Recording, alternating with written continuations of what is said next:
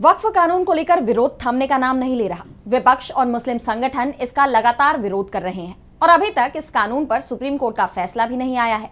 कानून के कुछ प्रावधानों पर अंतरिम रोक भी लगी हुई है, लेकिन मोदी सरकार इससे अपने पांव पीछे खींचने को तैयार नहीं है। अब सरकार की तरफ से वक्फ संपत्तियों के लिए उम्मीद पोर्टल लॉन्च किया गया, जिस पर विवाद छिड़ गया। All India Muslim personal law board ने सरकार के इस कदम को सुप्रीम कोर्ट में चुनौती देने की बात कही है। तो क्या है उम्मीद पोर्टल और क्यों सरकार पर भड़का मुस्लिम संगठन, जानने के लिए देखिए ये रिपोर्ट। वक्फ कानून को लेकर विवाद अभी थमा भी नहीं था। अब तक ये मामला सुप्रीम कोर्ट में है। कोर्ट का फैसला नहीं आया है कि अब सरकार के एक और फैसले के खिलाफ मुस्लिम संगठन ने सुप्रीम कोर्ट जाने की तैयारी कर ली है। ये विवाद मोदी सरकार की तरफ से लॉन्च किए गए उम्मीद पोर्टल को लेकर छिड़ा हुआ है। केंद्र सरकार ने बीते दिन ही वक्फ संपत्तियों के पंजीकरण के लिए उम्मीद पोर्टल लॉन्च किया है, लेकिन इस पर all India Muslim personal law board यानी AIMPLB ने सवाल उठा दिए। AIMPLB का कहना है कि जब वक्फ कानून सुप्रीम कोर्ट के सामने विचाराधीन है तो फैसले का इंतजार किया जाना चाहिए। संपत्तियों के पंजीकरण को लेकर ये जल्दबाजी क्यों? सरकार की मंशा केवल वक्फ की संपत्तियों को हथियाना है। हम इसका विरोध करते हैं। इसे हम सुप्रीम कोर्ट में चैलेंज करेंगे।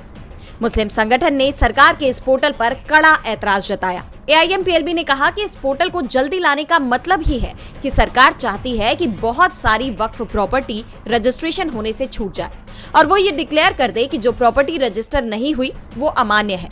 कोर्ट का फैसला जुलाई में आ जाएगा। उसके बाद ये संवैधानिक पीठ के हवाले किया जाएगा।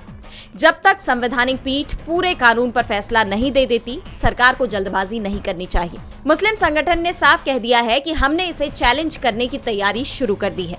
हो सकता है कि हम छुट्टियों से पहले ही इसे सुप्रीम कोर्ट में चुनौती दे दें।